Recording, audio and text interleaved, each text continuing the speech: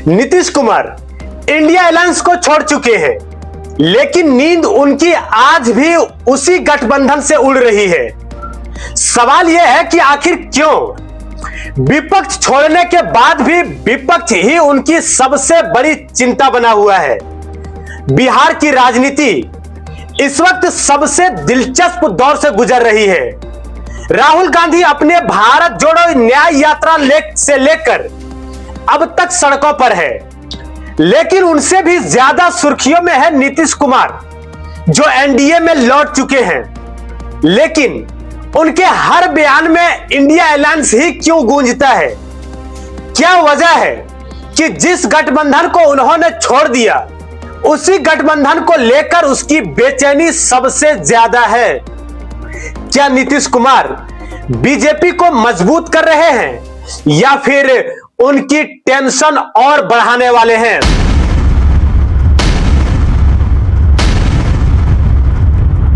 दोस्तों, मैं हूं नूरानी मैमून और आप देख रहे हैं आयान फास्ट न्यूज। दोस्तों, एक बात, इंडिया गठबंधन जब बनाया जा रहा था तब नीतीश कुमार कांग्रेस आरजेडी गठबंधन से बिहार में सरकार में थे। इंडिया गठबंधन बनाने के समय इसका समर्थन था, लेकिन नीतीश कुमार के हालिया बयान पर नजर डालते हैं। उन्होंने जो दावा किया है कि इंडिया नाम मुझे पसंद नहीं था, लेकिन सवाल उठता है, जब यह नाम तय हुआ था, आप मीटिंग में मौजूद थे, तब विरोध क्यों नहीं किया? क्या यह नाराजगी उस वक्त सोई रही थी और अब अचानक जाग गई है? और दूसरा दावा उन्होंने किया सीट शेयरिंग पर, सहमति नहीं बनी। लेकिन क्या यह सच है? हकीकत तो यह है कि बिहार में फॉर्मूला तय हो चुका था। 2019 के लोकसभा चुनाव में 17 सीटें जेडीयू, 17 सीटें आरजेडी, 5 कांग्रेस और 1 सीट लेफ्ट। तो फिर दिक्कत कहां थी?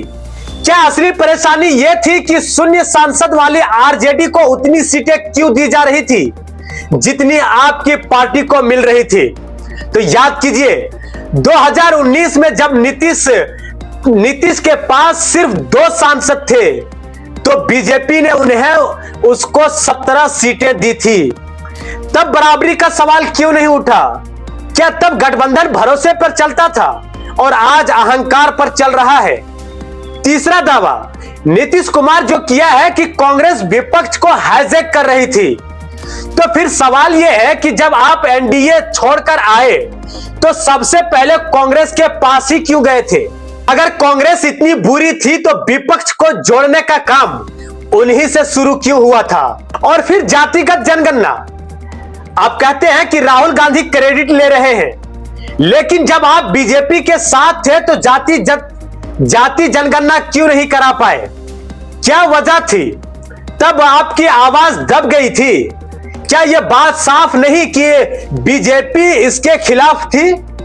राहुल गांधी के दबाव पर सरकार झुकी है तो क्रेडिट राहुल गांधी ही लेंगे ना?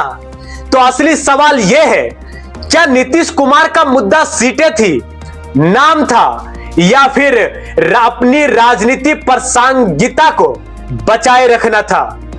इंडिया अलायंस छोड़ने के बाद भी उनकी सबसे बड़ी फिक्र वही क्यों है? और अब असली टकराव सामने में है, एनडीए के भीतर सीट बंटवारे को लेकर। बिहार चुनाव से पहले एनडीए में तनाव खुलकर सामने आ गया है। नीतीश कुमार और बीजेपी की लगातार बैठकों के बावजूद सीट शेयरिंग पर सहमति नहीं बन पाई है। चिराग पासवान पहले ही साफ कर चुके हैं, कम सीटों पर मानने वाले नहीं। अब जीतन राम मांझी ने भी यह बयान दे दिया है, अकेले कोई भी पार्टी बिहार में सत्ता हासिल नहीं कर सकती।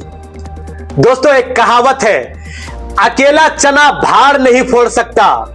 यह कहावत आज जीतन राम मांझी ने कही है। मांझी की यह बयान आम बयान नहीं है, सियासत की गलियारों में इसे अलग नजरिए से देखा जा रहा है आज। तो क्या यह बयान नीतीश कुमार और बीजेपी के दोनों के लिए चेतावनी है? क्या गठबंधन में हर दल अब अपनी ताकत दिखाने पर आ गए हैं? तो दोस्तों, तस्वीर अब साफ है, नीतीश कुमार विपक्ष छोड़कर सत्ता पक्ष में आ गए हैं, लेकिन बेचैनी उनकी वही है जहां से उन्होंने पलटी मारी थी। आज भी उनके हर बयान में इंडिया अलायंस का डर क्यों झलकता है? क्या यह बेचैनी उनकी राजनीति को आगे बढ़ाएगी या आने वाले चुनाव में उसकी मुश्किलें और बढ़ाएगी? क्योंकि नीतीश अब जान चुका है एनडीए में उसकी दाल नहीं गलेगी। आप इसके बारे में क्या सोचते हैं दोस्तों? कमेंट में जरूर लिखें। हमारे चैनल को सब्सक्राइब जरूर कर लें। बने रहें आयान फास्ट न्यूज के साथ। मैं हूं नूरानी मैमून।